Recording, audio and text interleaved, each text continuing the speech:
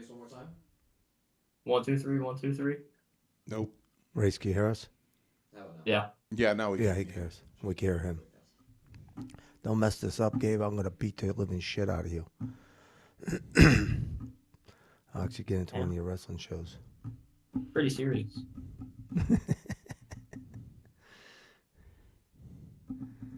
We got 4 minutes. It's still, Yeah, 4. The actual thing is just loading and starting. Okay.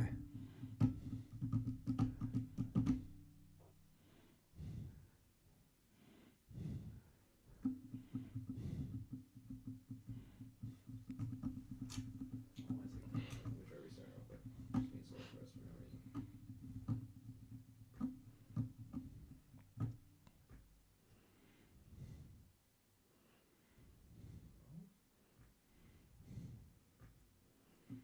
It's just taking a second.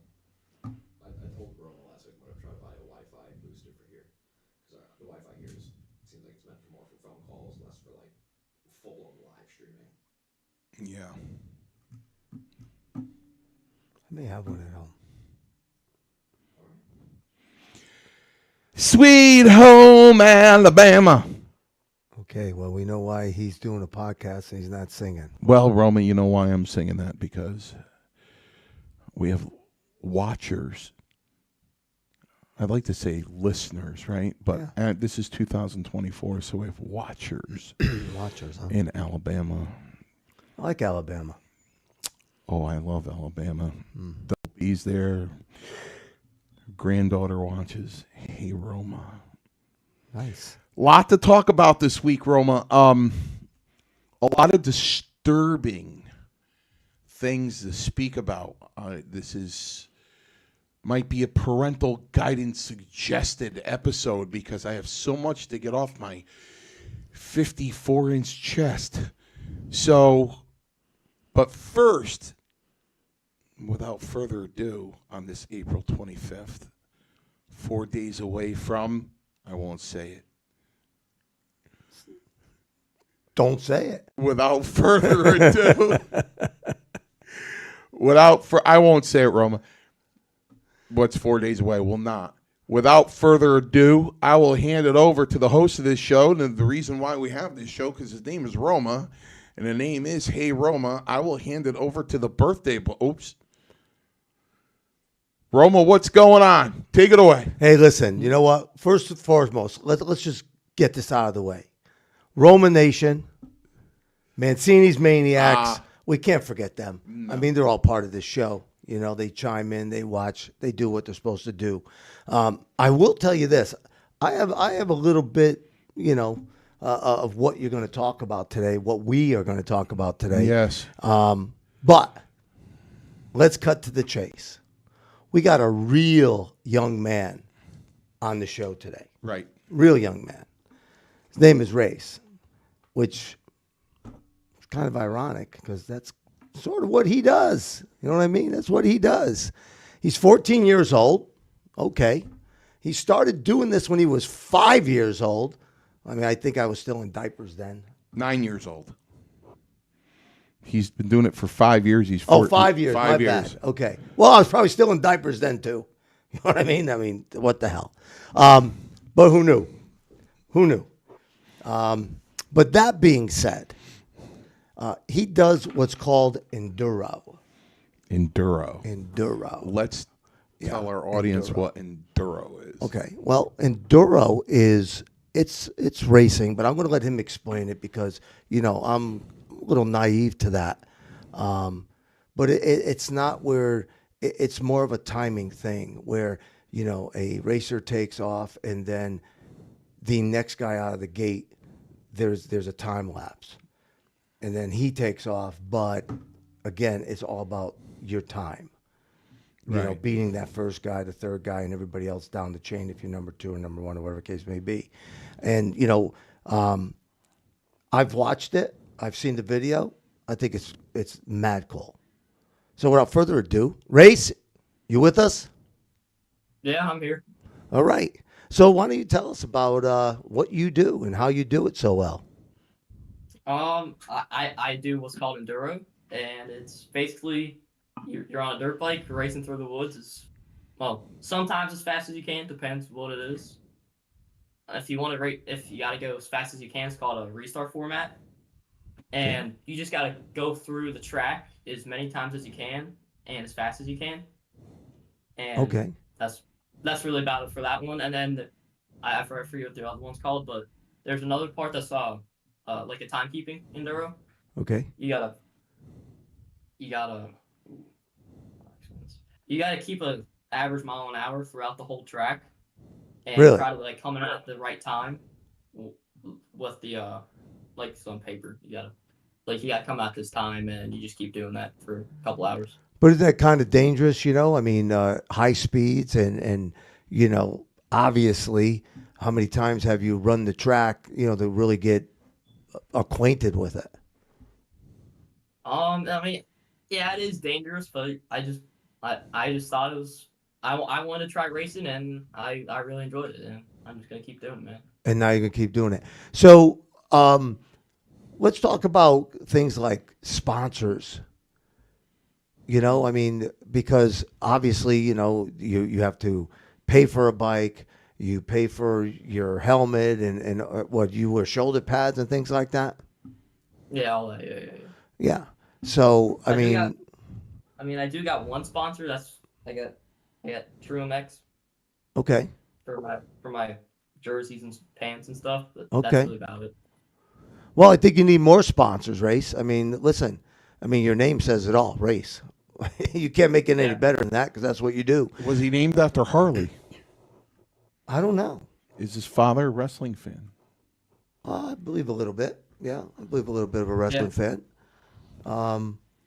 That could be the case. I mean, Race, do you know that question? You can answer that question? Yeah, he likes wrestling.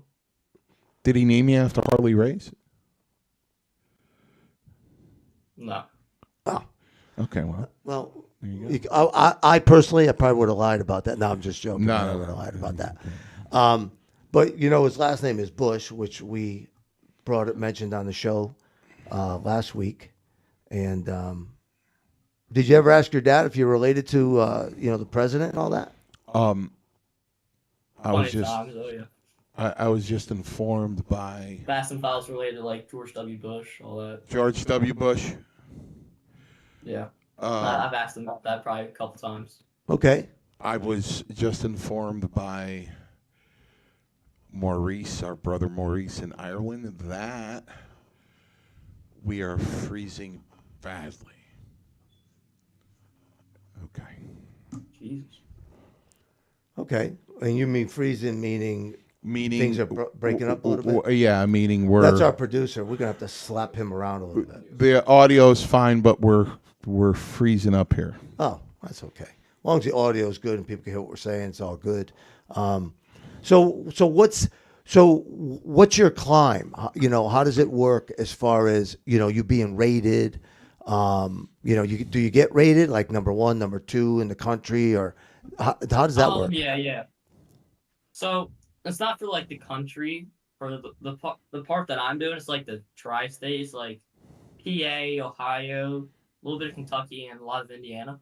Okay. So it's all that, and they mark you like first, second, third, fourth, fifth, all that.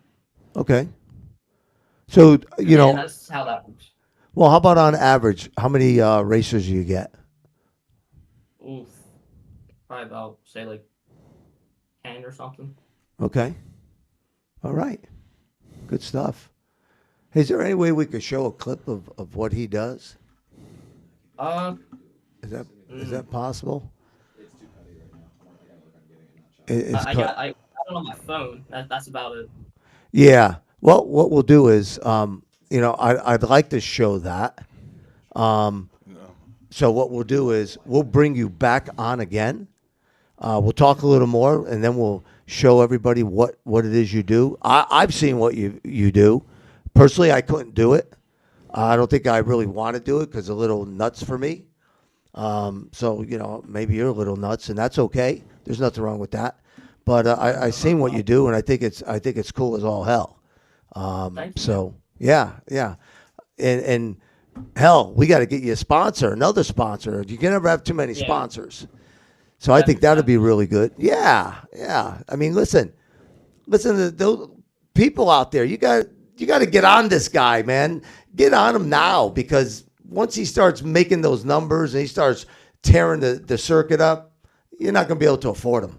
So that's what I have to say to those people out there. You know, they got to jump on it beforehand. You know, get you while you're hot before you even get hotter, and take it from there. Yeah. So, Yeah. no, good stuff. Good stuff. Anything for Race there? I do. Mr. Mancini? I do. Come on. And I have to say this as someone who trained as a professional wrestler, my senior year of high school, from October of '83 to July, and to do that at 17 years old, and then turn 18 on June 21st, and then 40 days later turn pro with the WWF. Stick with it. Even at 14, be serious about it, because you got to jump on a lot of people, and to do it at such a young age and be talented. You broke up there. What was happening? To be talented, to do that at such a young age, you know, you really got to jump on life, and just to keep doing it until you have what I'm trying to say is, you have time. Roma and I have run out of time. You have time. You have youth. Use it wisely. Yeah. So Did Race hear those gems of? yeah. I don't know. Yeah, he's you're breaking still- up. Yeah. Oh, did you hear what I said? He can't hear me. No, he can't hear me. Yeah, he can't hear me. Well, We'll leave it at that. okay. We'll bring him back on. We'll have some video. All right. You Okay. broke up there the whole time. Yeah, can you hear me now? Race, Yeah. can you hear me? Yeah, you guys broke up a little bit. All there. right. What I was saying is, you have time on your hands because you're so young. Doing what you're doing, you really have an advantage. Just use that youth wisely.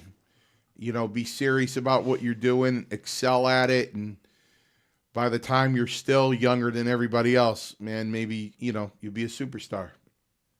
That's what I'm hoping. Hell, I That's think what you're a I'm hoping. superstar already at 14 years old to be doing something as crazy as I saw in that video. But you know what we're going to do? This is what we're going to do. We're going to circle back with you. We're going to have your video set up so people could really get a good taste of what it is you do and how dangerous it really is. So let's bring them on down the road. And again, we'll bring them on Hey Roma, right? You got it. Yeah. That's it, man. Thank you for having me on the show, man. All I think right. it's great. Thanks, Racer. Thank you, Appreciate Race. it. We'll have you again, man. Thanks for coming on our show. Thank you. Have a good day. All right.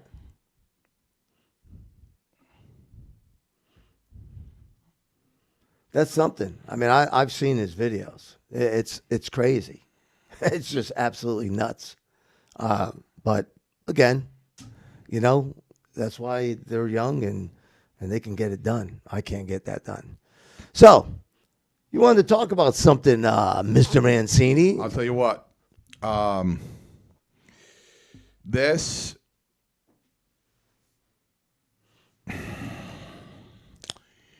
Roma, I watched Civil War, and I watched it twice because There's that movie everybody's talking about. it's the number one movie in the country right now, and I think it's number one because I consider it similar to a car flipped over on the highway and the person got ejected out of the car and they're laying across the highway, and the other traffic bound cars on the other side are going 3 miles an hour because they have a morbid curiosity to see a dead body in the middle of a highway. That's just human nature. George Carlin covered that many times in his comedy routines. And I really do think out of pure morbid curiosity that people saw this movie because, they're calling the director of the movie a genius, What are you calling him? an idiot. Okay. So, this country and people, and I'm guilty of it myself. I'm not innocent of it. Especially with TikTok, right? TikTok. There's people right now after Biden signed this bill. I mean, there's people with tears in their eyes going, if they get rid of TikTok, I don't know where I'm going to find work. These people are monetized and they're making heavy money from TikTok. And if they get rid of it, then their money's gone. Right.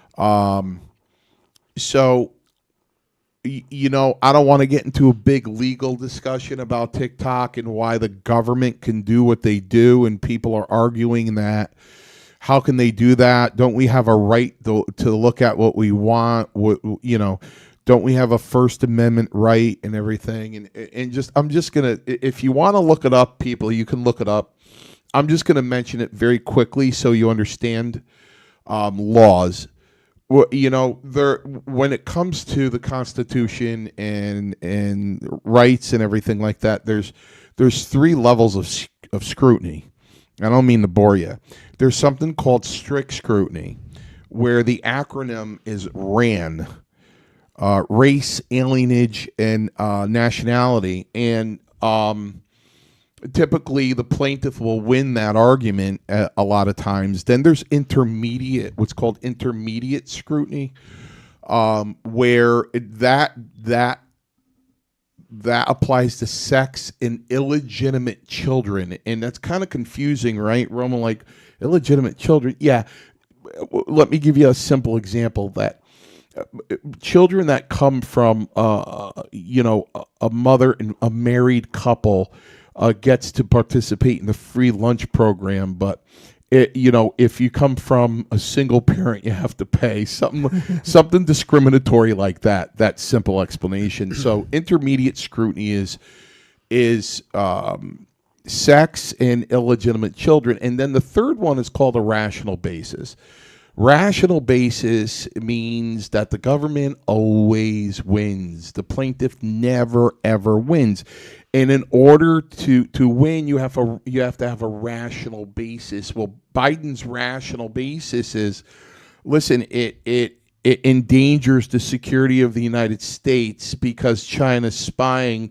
I have a rational basis to do this, and you won't beat me, and nobody will beat him with this unless TikTok is sold, because if they can prove it, they could prove a rational basis for it. The example I always give for a rational basis is I go to the police department and I go, I want to be a cop, and they look at me and go, "You're 57, you're fat, get out of here," and they're like, "Why? That's discrimination." And I go, "No, that's a rational basis because I'm serving the public." So if a poor woman is getting raped in the bushes and the guy gets up and runs away, I can't catch him. Right? I can't catch him. Okay. Right? A 24-year-old possibly can't catch him. You're right. Hey, listen, as Nessie always says, I should have been what's he say? I should have been a lineman because I'm the fastest person he's ever seen in his life for the first 40 yards. So, a 24-year-old, someone who's 5'11", 155 pounds probably can catch him. Not somebody who's 57, 5'10", 260. So there's a rational basis. Anyway, that being said, back to Civil War. You can't unsee this movie, people. This is a shocking movie. Once you see it, you can't unsee it. And as I mentioned TikTok before I got into the Biden thing, it's TikTok, Beanie Babies, Yu-Gi-Oh cards. What are the other cards? Don't collect them, kid. Well, yeah, no, the other cards. What are the other cards, Gabe? They have card shows and everything. What are those cards? Pokemon. Pokemon cards, Yu-Gi-Oh cards. You know what I mean? All kinds of PlayStation 5. You know what I mean? once you get into the minds of a lot of people, this is a subliminal message, in my opinion, which I'm entitled to, a subliminal message to this country that, hey, guess what? Watch this movie because this is what's coming. Right. The murders, and I'm calling them murders, the murders in this movie are appalling. Appalling. Listen to me very closely. There's no foundation. There's no beginning where it shows you the territories of who's fighting who. It doesn't tell you how it broke out or why it broke out. It doesn't tell you any of that. Nothing. It goes directly to violence. And it was so violent that they slowed the violence down in slow motion so you can watch the bullets go through the people. Real impact. Right. There are dead bodies getting dumped in by dump trucks. There are dead body pits. There are executions. Okay. 3 guys lined up and in slow motion getting executed. You think they took that from the Holocaust? I was just going to ask you, that remind you of something? Yeah. Yeah. Reminds me of the Holocaust. Well, Yeah. But according to Washington, the Holocaust never happened. That's insane. Yeah. But that's another story. Yeah. So I mean, they burned an African American alive. They didn't burn a Caucasian person. They didn't burn a white guy. Not an Indian. Right. Not a Hispanic. An African American. I mean, why do you think that? because they want to incite something. Of course they they do. want to incite something. Of course they do. That's You know the what I whole, mean? That's the whole point of this. That scene of that movie, that pissed me off the most. Really, that really pissed me off. And there's another part of the movie where they're all press. They're all press. So supposedly press can't be touched. Right. But there was another scene where one of the American press guys was very good friends with 2 Chinese press guys. And they got stopped. Okay, they weren't military, they were just citizens, I guess, protecting their property. And of course, you know, he executed them. He's like, what? The Chinese. Well, yeah, where are you from? And because he killed his Chinese friend first, the other Chinese guy was like, he couldn't even speak. He was shaking. He was crying. He was a wreck because he just killed his best friend. And just by them going, look, these guys are with us. These people are with us. They're press. And the blonde-haired guy goes, oh, this guy? And he points to the Chinese guy and he goes, yeah, him. He goes, oh, this guy. Boom! And he just killed him right in front of everybody. And then so he goes to the other Chinese guy, which is another big message to China. So he goes, where are you from? And he goes,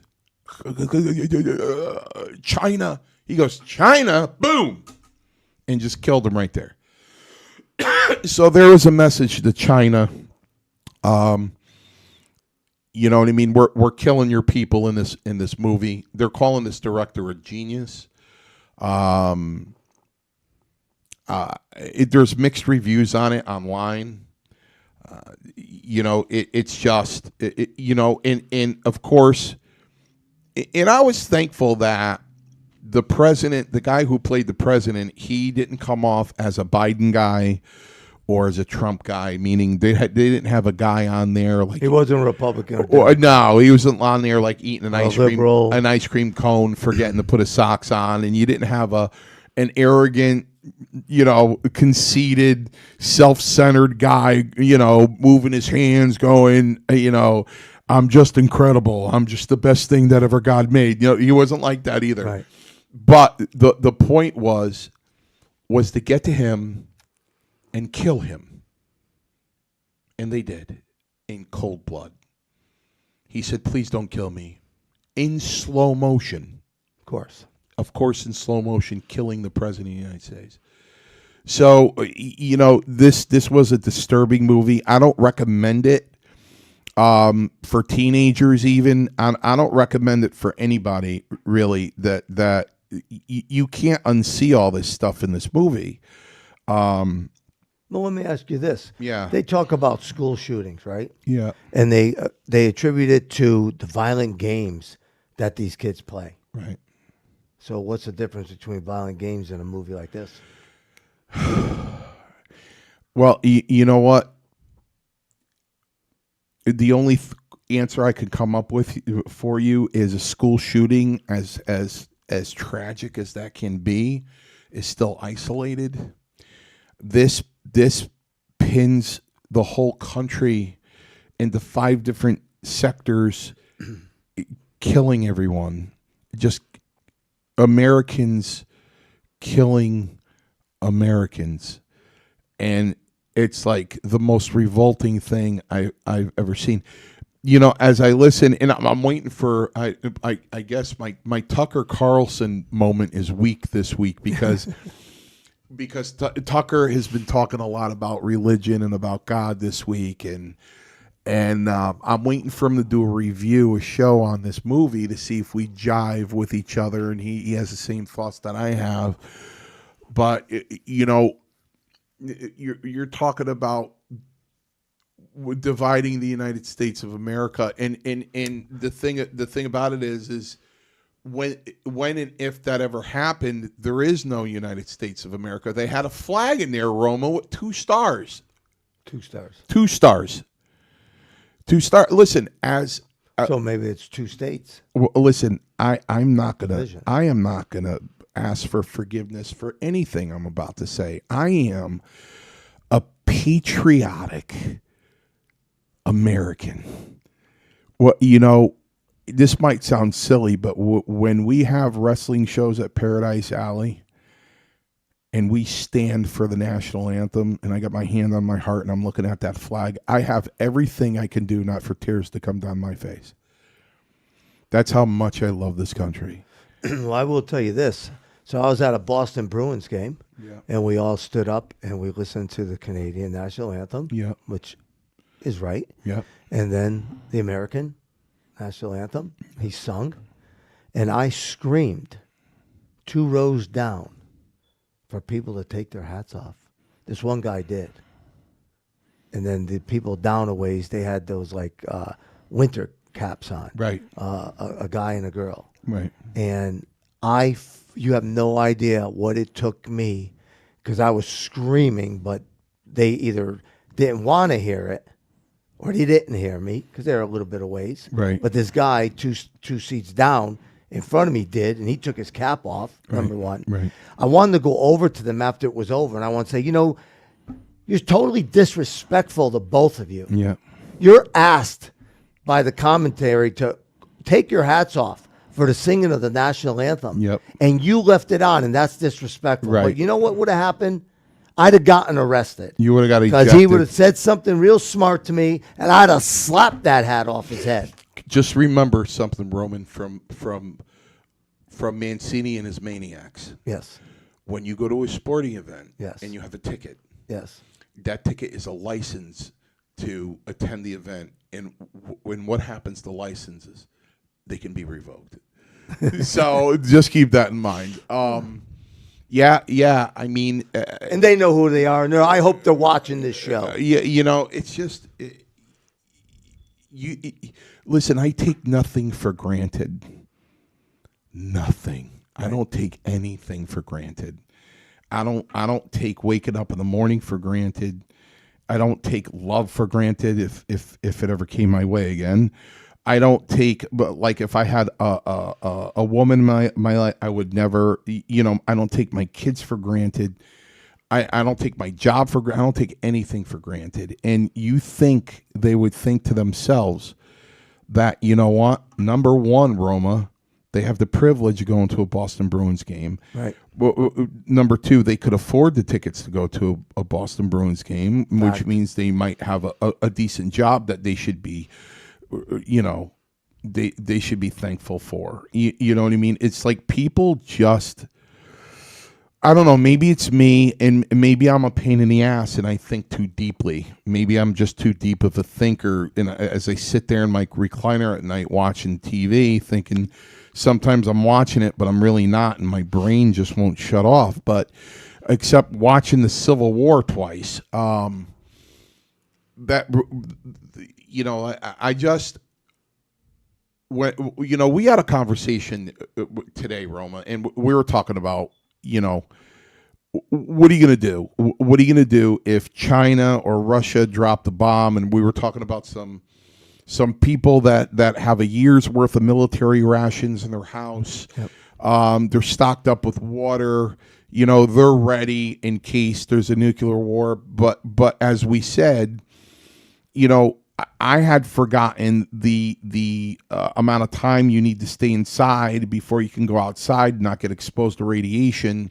So what are you going to do? You have all these rations, you have all this water, you can survive, but are you sitting there dying slowly with these sores coming out of your body from being exposed to radiation? Maybe your windows were cracked or something. Yeah, or you open up the door to see, you know, what's going on. Right, and right. Even if you have a clock that can last, you know, 5-10 years. Right. What are you walking out to? Right. You know, and I understand, you know, the body is geared to survive.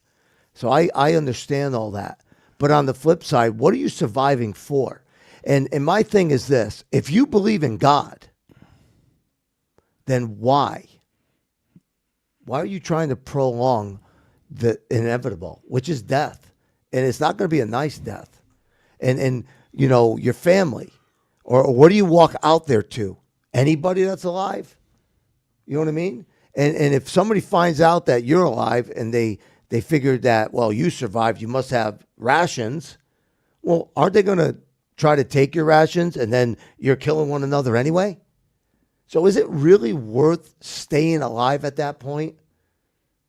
Because you have no quality of life. There's just no way you have quality of life.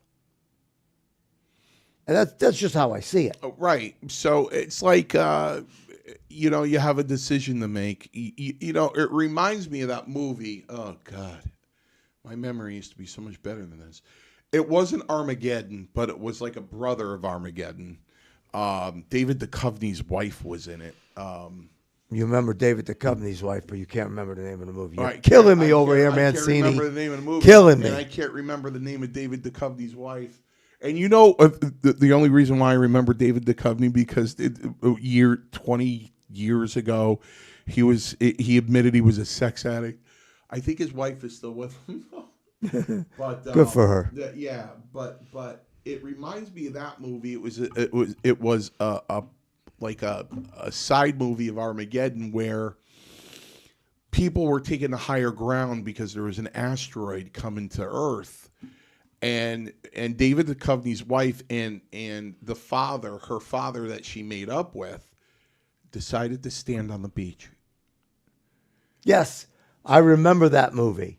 They were holding one another. That's right. I remember that. That's right. And they were standing on the beach, and that asteroid hit, and that wave came, and they decided to just face it head on. Just face it. Right. And sometimes I think that's better, you know, going to your point of, you know, basically what you're saying is, hey, die quick, because if you don't, you're going to die suffering. Correct. And if you believe in God, then that's who you're going to go see. You're going to go see your maker or whoever you believe in, whether it's God, Allah, I don't know. Buddha. I mean, just, you know, name them. But that's just me. That's just how I feel. You know, grab your wife, grab your kid, grab your kids, grab somebody, hold on tight, and, you know, let the heat wave hit you and call it a day. Because, again, there's no life after that. Not worth living. Yeah. You can't possibly have quality of life. Yeah. You're suffering inevitably. It's just very, I mean, what are they going to come out? What are they going to come out with next? Honestly, I'm going to tell you what they're going to come out with next. they're going to come out with a movie, and a gender movie that makes everything that's going on today okay. Men walking into women's bathrooms, even though they're not being recognized as women, they'll just say, "Hey, I'm recognizing myself as a woman today," and then walk into a woman's bathroom because they want to see some women, just because they'll be able to, right? I mean, again, just got back from Germany, right? I flew coach, but I wanted to walk up and go, I'm identifying as first class today. I'm identifying as a handicapped person. Can I get on the plane before everybody else? What are they going to say? What can they say? The world's gone to shit. I have a friend of mine, and I know a lot of people give me the raised eyebrows when I describe things like that. But she truly is just a friend. She lives in Ohio. She's happily married. She's like at the same age as my daughter. She's like 27. She has 3 kids already under 5 years old, and she'll inbox me during the day and go, if I don't get out of this house, I'm gonna go insane, and so it's like I'm talking to my 4th daughter. She got a hold of me yesterday. She was livid. Not at you. One of her kids is in kindergarten, and they gave him a book for reading to take home. I already know where this is going, people. And it was a same-sex marriage. A guy. So you turn the page of the kindergarten book, and it says the name of the kid sitting on the floor. Then you turn the page, and it has the kid, and it says dad. And then you turn the page, and the kid's with the other dad. So you turn the page, and it says 2 dads. Now, in her defense, I don't want people to think that, if there's anything wrong with that. But her point was, okay, one day my kid's going to learn, but do they have to learn in kindergarten? Well, it ain't even that. Here's the other thing. That's just one point. But the thing is, they should learn from their parents. They're now parents in their own house, not from some jack-off teacher that wants to pass this shit around, because that's just what it is. It's shit. All right? I don't know who created these people, but my understanding was God created man and woman. He didn't create in between. This world needs to get straightened out. All right? Because it's getting pushed on us. Don't push it on. I don't push my religion on anyone. I don't expect them to push their bullshit of man and woman and all that on me. What you do in your private life is what you do. Yeah, and don't throw it out there at us and throw it on our kids, because that's just wrong. Flat out wrong.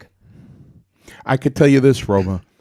You and these freaks that go, and they're freaks that go into these schools all painted up. They're men painted up as women. You know what really pisses me off? It ain't even that. Where the hell are the women of this world that they're being mocked? Yeah. By grown men. And not just that, these men dress up like clowns. Their faces are painted. I mean, they're just jokes. They're just clowns. And you women aren't getting mad? Why are you not getting mad about this?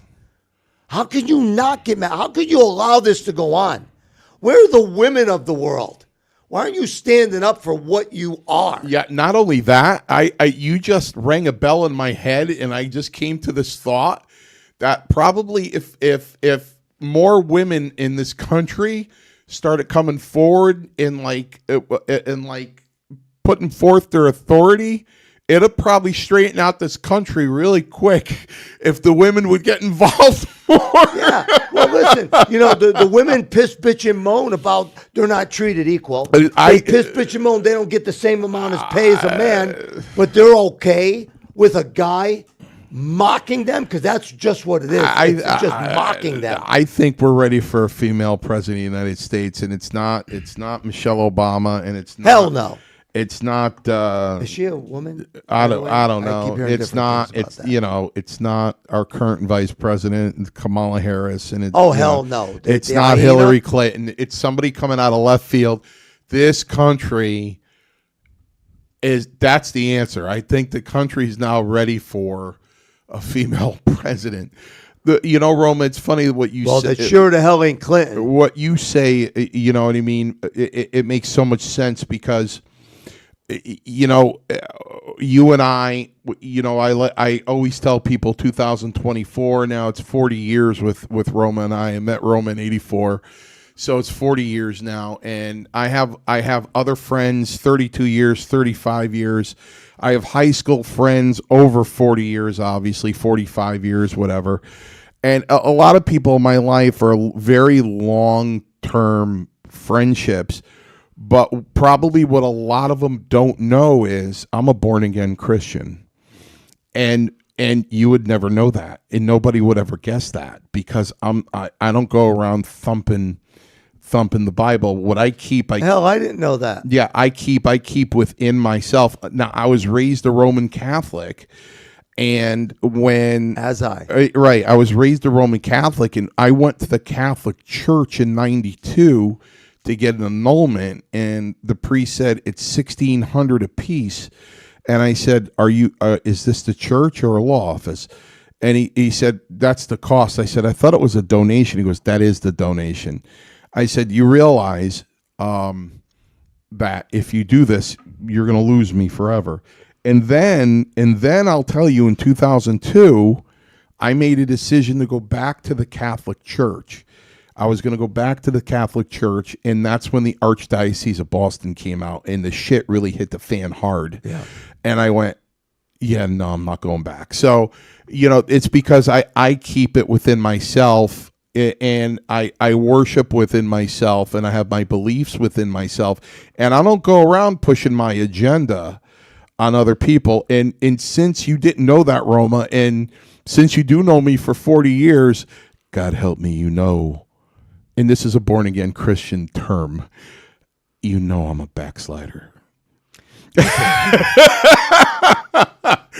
I'm a backslider. The ladies and gentlemen, the path is very narrow, and and you always have that saying is God loves it when you try, but the path is very narrow, and I'm not perfect. I backslide a lot, but I like you said, you don't push your agenda on people. So Listen, if you're amongst people that are talking religion, and everything is copacetic, everything is fine, then that's all good. You chime in, right? You're having a nice little chat, right? It's all good, right? But it's just look. I have my thoughts about people who say they're born again, right?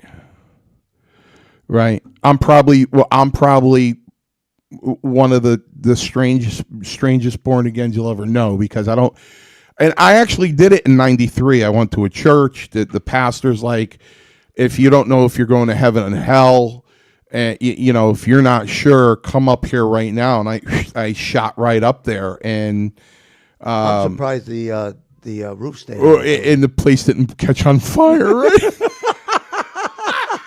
Just throwing it out there. Yeah. So, Roma, you know how many times a day I'm walking through my life going, sorry about that. I swear that dirty movie just came on my. I didn't touch the remote control. I just don't. I just don't push it on. But listen, there was a born again Christian in the gym that we learned how to wrestle, and I remember putting chew in my mouth, and he came. I won't say his name. He came over and he said, "You're going to burn in hell." And I went, "For what?" He goes, "Putting an impurity in the Lord's temple, your body." I go, "Well, it came from the ground. it's tobacco. Right. The Lord put it there. Right. And he goes, well, he put cocaine plants there too. I said, yeah, he put it there as medicine. It's people that misuse it. Right. Right. So, and I won't say his name, but this is what I don't like about the Bible thumpers. What happens a couple of years later, Roma? Pedophile. Yeah. Underage. Sure. He used to bang everybody over the head in the gym about what they're going to hell for and what they're doing wrong and they're not walking right with the Lord. And then a couple of years later, cuffs. Right. Pedophile. Right. Well, look, here's the thing, okay? I try to stay straight best I can. I try to make someone smile every day, Sure. even if it's my own daughter. and Sure. That's okay. Sure. I'm not a saint by any stretch of the imagination, but at the same time, I do care overall, where there's some people that can go right by you. And you know, again, we went over that, once before about helping people, right? I help people because it makes me feel good. And if they need that help and I'm able to do that, then good for me. But there's people that do it and then they tell everybody that they've done it because they want that pat on the back. That's not what it's about. It's about just doing what you want to do to help help others, for that matter. Well, if I may, Roma, if I can be so bold, if you don't mind, while Hercules Hernandez was in the ring beating the hell out of everybody, and you were in there fixing your hair, and he was taking your shirt off for you, and your pin was your foot on the guy's chest as you count 1, 2, 3 with your fingers as you're beating the guy, and you got your arms out and you're smiling, and the fans are going, "What a cocky son of a bitch!" Right? Because you were Glory, and Ray was Power, hence the tag team name, Power and Glory. But ladies and gentlemen, at the risk of getting backhanded right now, because this is really Roma's story, what nobody really knows is that Paul Roma came up with that name of the tag team, Power and Glory.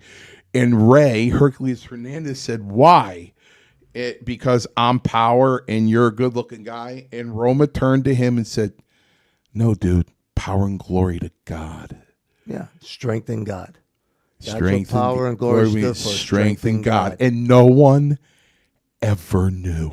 No one ever knew. No one. No. No one knew that. And this may be something that a lot of wrestling fans don't know.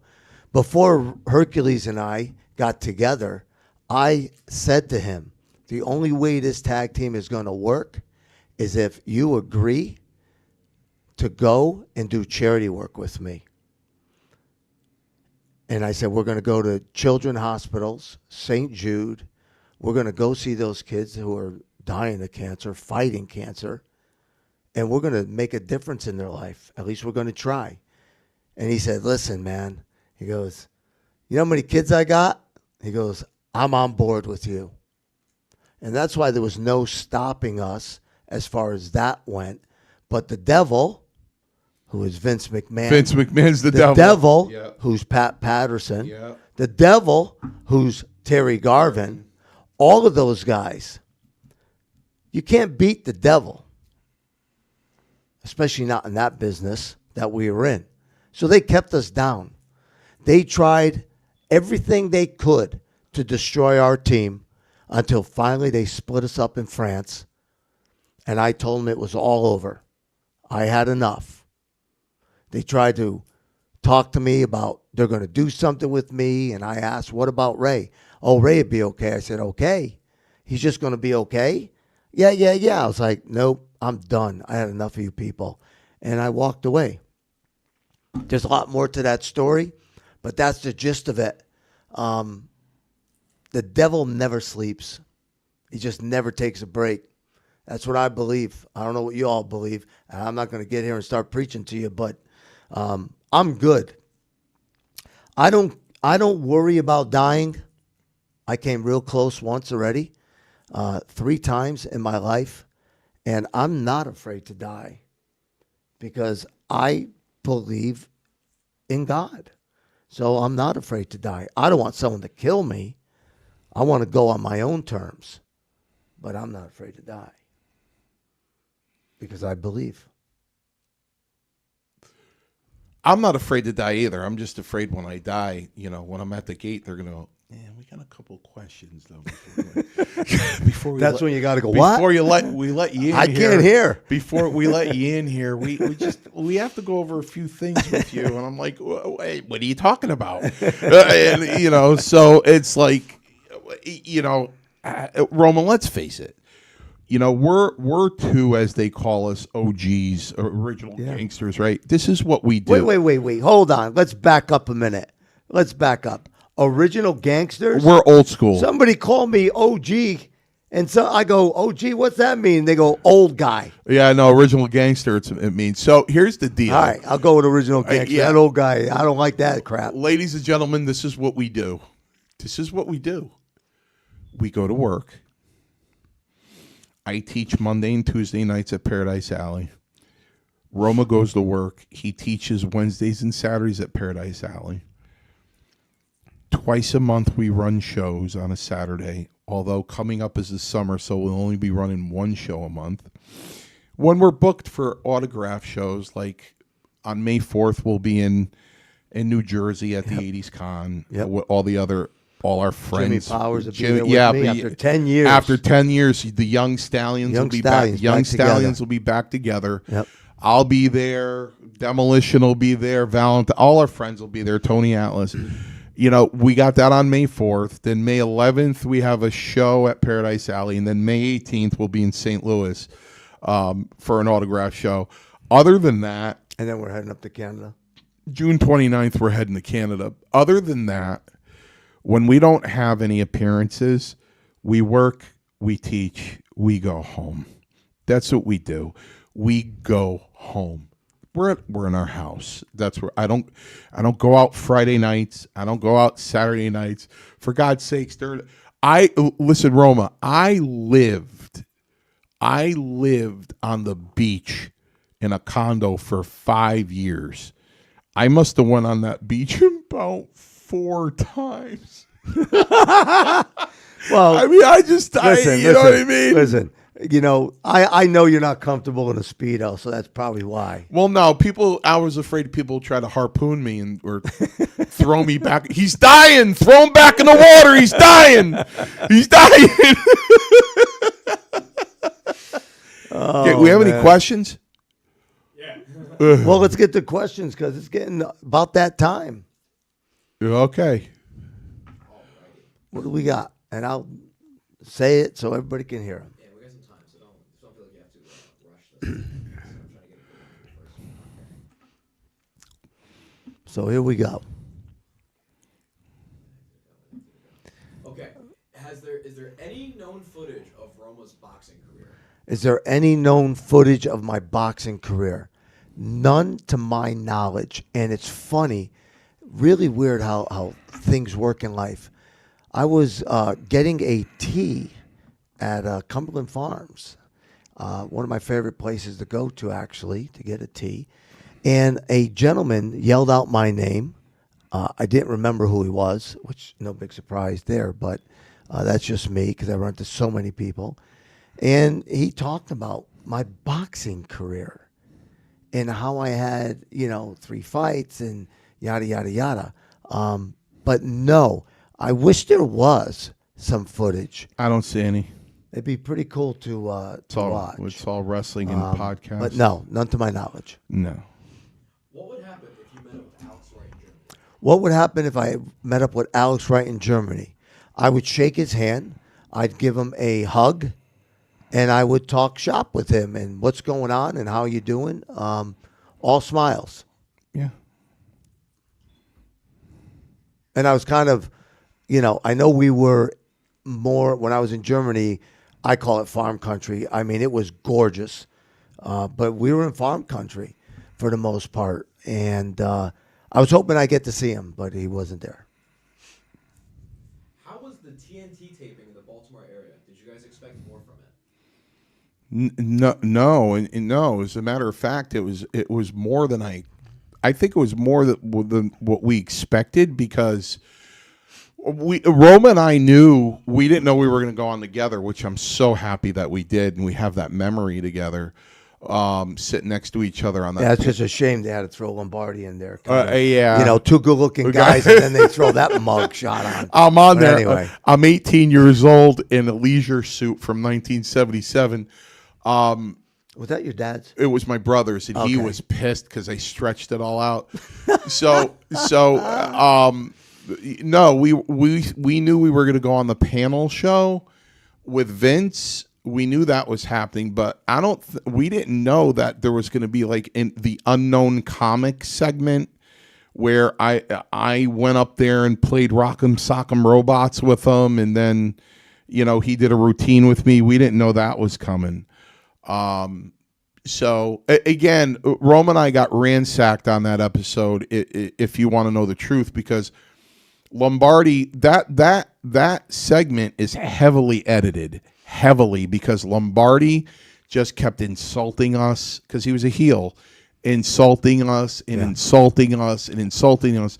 And being 18 years old, I had no idea that I had the ability to get up and just jump him and start just brawling with him, because when we got done with the segment, Vince looked over and said, "Well, I didn't expect the set to stay together, but okay."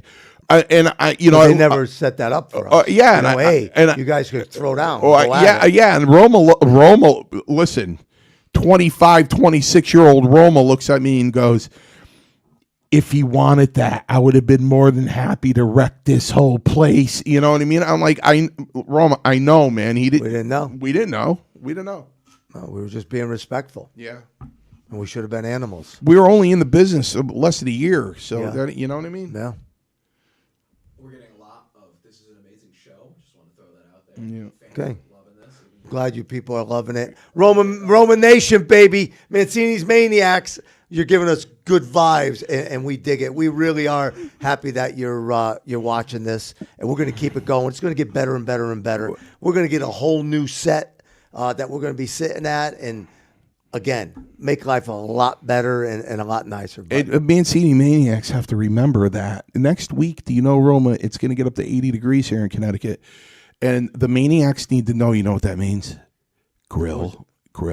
Hot dogs, hamburgers, potato salad, macaroni salad, corn on the cob, all that, icebox cake. Yeah. And what do you weigh? 260. Yeah, great. Yeah. Next question. Even moving past the early trouble, he's loving it. Hey Mario, ask Greg Valentine, who we refer to as Big Balls. Who does Greg Valentine refer to as Big Balls, Mancini?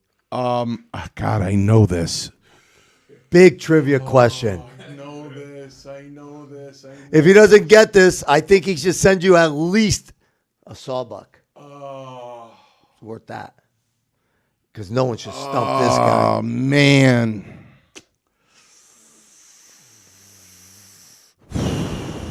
Was it a heel? Oh, God, I heard the story recently, too. Valentine called them big balls. Go to the next question while I rack my brain. This is a weird one. It's Salvatore. Remember Salvatore? Okay, here we go. Roma. Hey, Roma. What's the skinny Joey Merlino's deal? What's the skinny Joey Marlino deal? Yeah. No idea.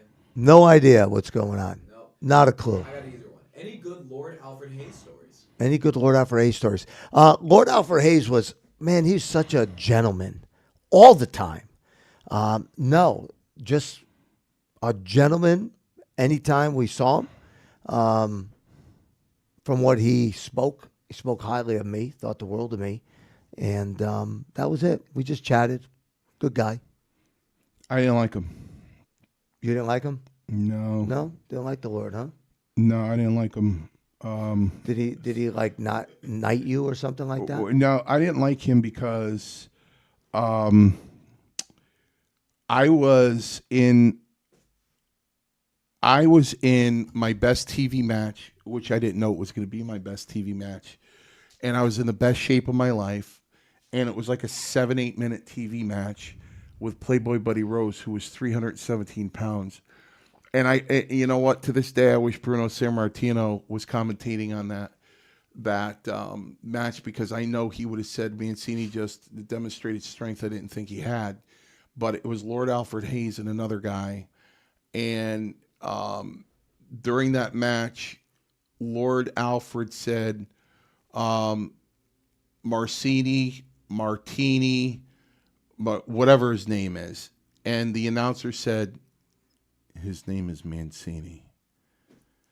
And that just rubbed me the wrong way. In the same aspect, when I was in Canada before WrestleMania 1.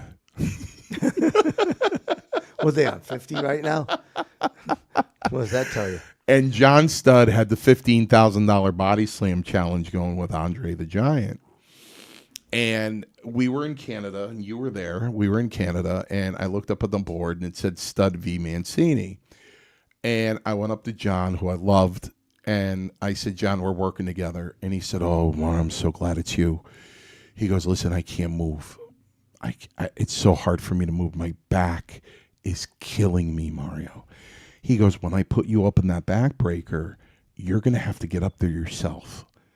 I said, John, I just need a little nudge for the cue.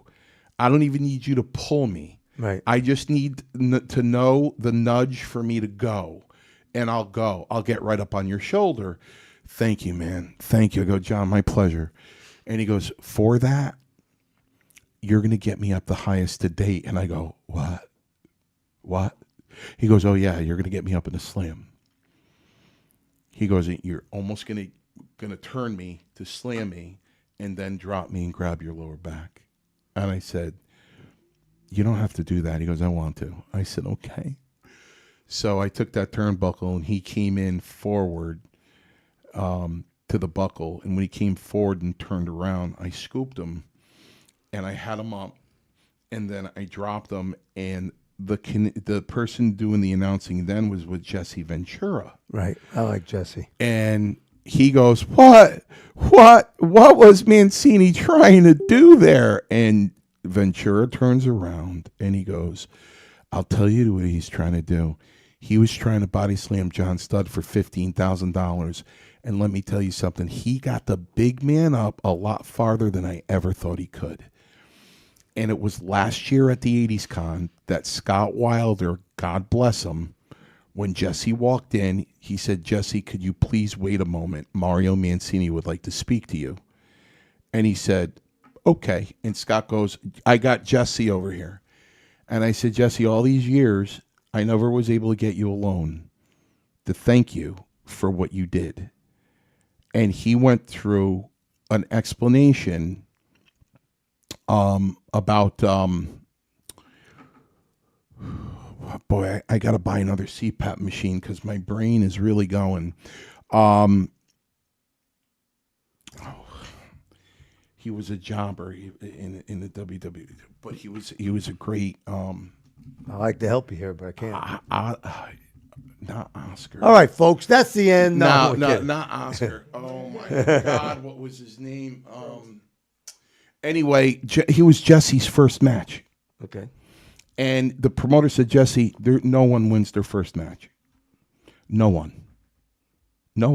Right. So Jesse's working with the guy, and he's down at the canvas. Now, in that territory, if you're thrown over the top rope, you're disqualified. So now he's down, and he looks up at Jesse, and he was Spanish. He goes, amigo, throw me over the top rope. Now he was supposed to pin Jesse in the middle. 1, 2, 3. And he said, amigo, throw me over the top rope. And he picked him up and threw him over the top rope, and they rang the bell. And he said, Mario, he kept me alive. He kept me alive. He goes, and he was a jobber in the WWF. He goes, I put over every jobber when I was on a microphone because of him. Wow. He goes, now you. He goes, right? and I shook his hand and hugged him. He goes, Mario, amigo, throw me over the top. You know, I'm not going to be happy until I get this guy's name. But That's all right. Let's go to another question. I have an update. Oh, wait. We have an update, folks. was it Ravishing Rick Rude? No, I found Big Balls. Big Balls was Pedro Martinez. Oh, I didn't know that. Pedro Martinez? All right, send that guy money. Okay. Was Don Morocco's most impressive physique transformation when you saw? What was was that the most impressive physique transformation when he transformed in 87, 88 from Don Morocco? So what was it impressive to see Don Morocco, his body structure changed? Yep. What year was that? 87, 88? 87, 88? Yep. I don't know. I mean, do you really think Don changed that much? I do. He got Really? ripped, man. he? Absolutely shredded. Really? And he wore those powder blue trunks, babyface trunks. Okay. And he called himself The Rock. You just I don't guys are recall gonna have to that. give me 30 seconds. Keep going. All right, we just lost Mancini. Better not lose his maniacs, but I got a question for you anyway. we got a question for me. Here we go. All right. Roddy Piper, or no, sorry, Marty Jannetty. Any other practical joke stories or ribs? Marty Jannetty, any practical joke stories or ribs? Well, look, there was always a rib with Marty, each and every day. One I thought was funny is when he shaved a racing stripe down the middle of this guy's head. Yeah. That, to me, and I'm not going to get into the entire story, but to me, it was just hysterical. This guy was just drunk in the back of a plane, and Marty took an electric razor and went right down the middle of his head, and that was that. When that guy ended up coming to and sobering up, he wasn't too happy. But yeah, that's one of Marty's. What else we got, Gabe? I can answer questions for Oh, this one's for you. another one for me. My very first WWF event was at Madison Square Garden, August 1985. His 13th. 1985, Madison Square Garden. First match on the card: Roma versus Charlie Fulton. You have any memories? Of Wow, Charlie Fulton. that? Yep. Mancini. Do you remember Charlie Fulton? Another gentleman, Omar Atlas, by the way. Jesse Ventura's first match. Omar Omar Atlas. You know what? Another gentleman, Charlie Fulton, never said two words. He just sat there in the dressing room smoking his cigarettes. Yeah. Yeah. Yeah.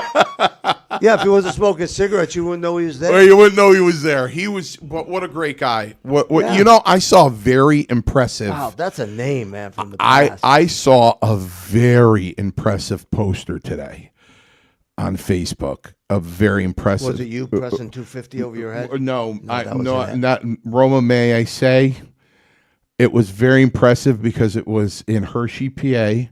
Okay. Okay, the main event was God, we did Hershey PA a lot. the main event was Hulk Hogan versus Kamala, Okay. and then it was the Honky Tonk Man versus Randy Savage. Okay. You know what the third match was on the card?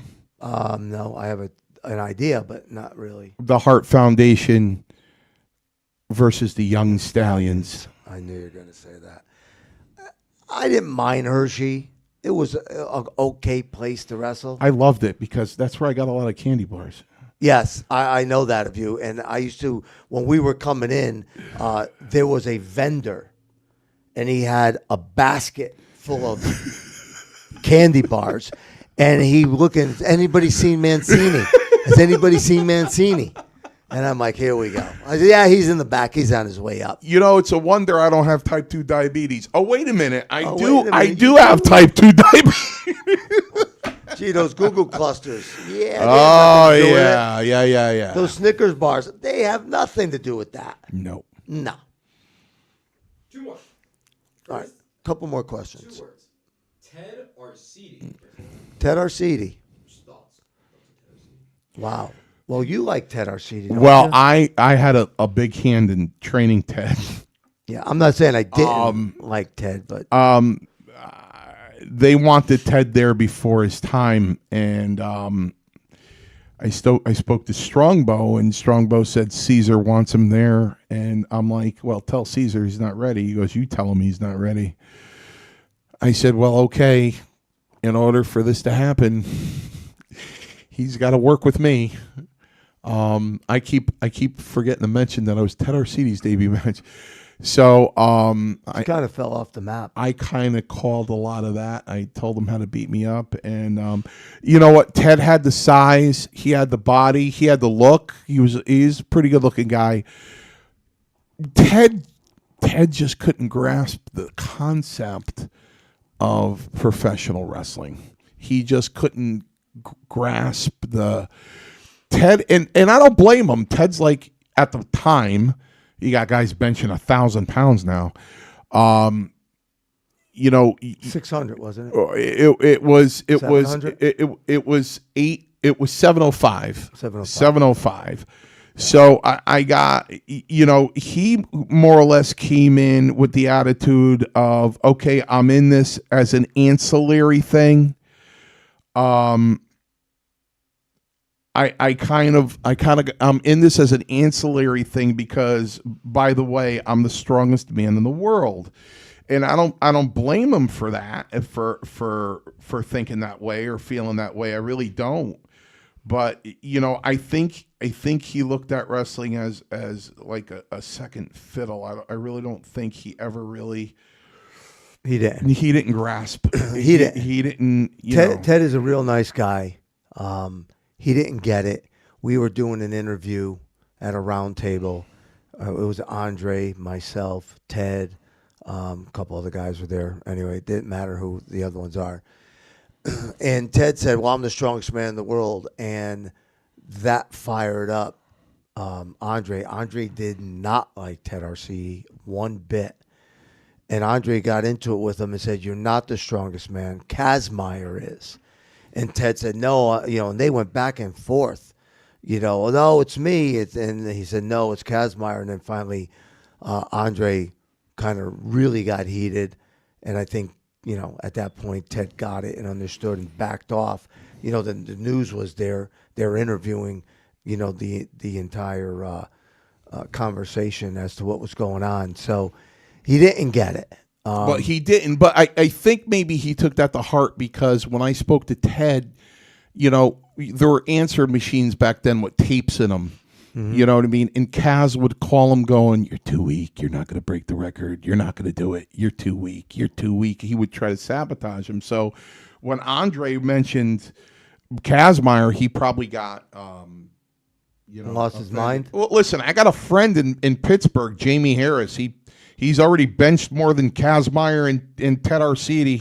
Fuck, he was once the strongest man in the world too. So yeah.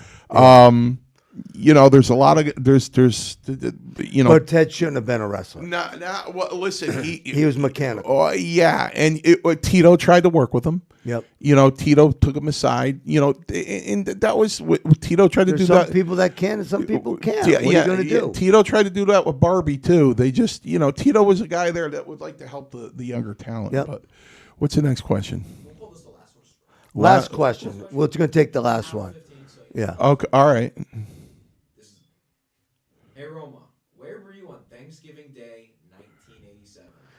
Where was I on Thanksgiving Day, 1980? If you can't get this one, we have a backup just in case.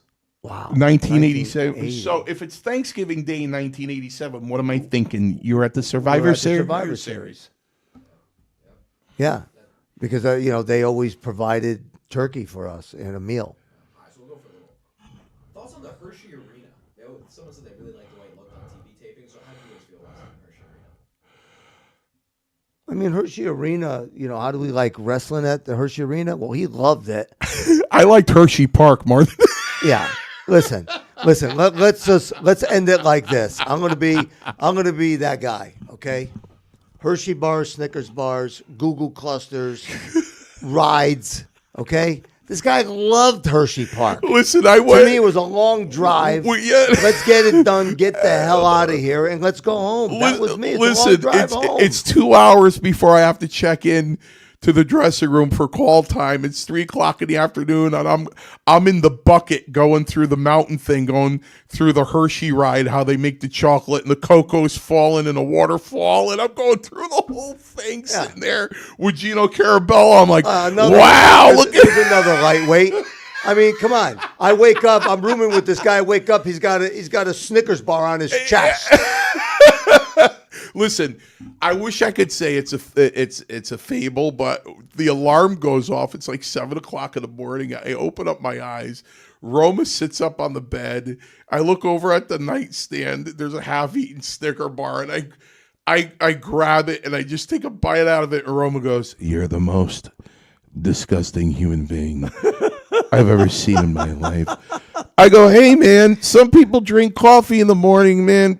I'm a coffee fiend now, but when I was younger, I wasn't. "Some people drink coffee in the morning, man. I need the sugar to get me up." And he just shook his head, you know what I mean? So, That's it. But one more. It's a good one. Go ahead. It's a good one. Here we go. Last one, for sure. Strong guys, what do you guys think of Tony Atlas? Talking strong guys. What do we think of Tony Atlas? He's like an honest man. Okay. You want me to start this one? Go ahead. All right. We got different opinions, but yet the same. All right. Tony's a sweetheart of a guy. Strong man. He back in the day had a good upper body. I'm going to leave it to him now. That's another one, along with Roma calling Hogan fat. You know, he looks at Atlas. I'm like, yeah, he's pretty big. He doesn't work on his legs. Yeah. Tony's different to me. Don't get me wrong. He's not Roma. You know what I mean? He's not Big Daddy. He's not Perez, but he's pretty much he's up there. He's up there. And he's got a special place with me because I worked with him in Madison Square Garden. And I've been on the road with him, and you know, it was that lineage that got me into the boys. Where when I mean this is SD Jones opened up all the doors for me. Sweetheart of a So once everybody saw me in Roma hanging with SD, then I started hanging with SD and Tony Atlas. Mm-hmm. And then I started hanging with SD, Tony Atlas, and Rocky Johnson. They were like, that was the clique. Yep. Rocky Johnson, Tony Atlas, and SD Jones. Right. So that's why everybody talks about The Rock. I'm like, yeah, I met Dwayne and so did you. Yeah. When he was like 13, 14. Rocky brought him to that Super Bowl party in Tampa. You know, he introduced us to him that they might have been 13, 14 years old. But I tell everybody, and it falls on deaf ears because they don't care.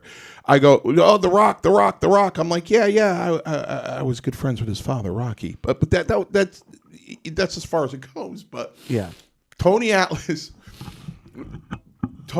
you know, Roma even has to have a soft spot that night in Canada that he came in the dressing room, slamming the door, going, "F George Scott. F Vince McMahon, F George Scott." I'm going, "Shut up, Tony. Tony, shut up." He's, I don't care. F George Scott. That was pre-Pat Patterson days, you know. But yeah, Tony's a historian. He's got a lot of good stories. I'll always feel bad for him because Bruiser Brody basically died in his arms. In Puerto Rico when he got stabbed. Yep. You know, Tony's been through a lot. His wife had a severe stroke. Tony Atlas goes to take care of his wife every day for 5 hours. You know, after work, he's with Monica, and you know, a good person. Yeah, he just turned 70 years old. So, yep. Yeah. You have one more we can knock out, or that was it? We get it. Yeah. Light harassment, that's about it. Some light harassment. Listen, we're not up for harassment tonight, guys. All right, so and girls, and ladies, and men. Next week. Well, no week is a tough week for us. Well, you know what? I don't know. We might have to do Hey Roma on a Thursday again. Okay. Because Roma, we have to take off for New Jersey Friday night. Right. Yeah, and our producer, he has things to do. I think he's going to dress and go out and drag. Well, no, he just said it's his girlfriend's birthday. That's what he tells you. I don't have a girlfriend's birthday. Although I do send cakes. Yeah, still he still sends no cakes. Birthday, listen, just tell him you like him. He'll send you a cake. Listen. Yeah, we'll be taking off the jersey, and you'll see Jimmy after a lot of years. Yeah, it'd be nice to see Jimmy. And we'll be with Scott Wilder. Scott Wilder I've been Promotions. keeping in touch with him now. Scott Wilder Promotions has now changed the name from Scott Wilder Promotions to Nine Toe Productions. He loves me so much he named it after me, ladies and gentlemen, because I have 9 toes. And no, it's not due to diabetes. No. Anyway. Now he was clipping his toenail and he cut his toe off. And I cut my toe off. No. Next week will probably be on Thursday again. I appreciate you letting me get the Civil War off my chest. It's bothered me a lot. It was imperative. Please, if you're going to watch that movie, just know you'll never unsee it. Just a warning, you'll never unsee it.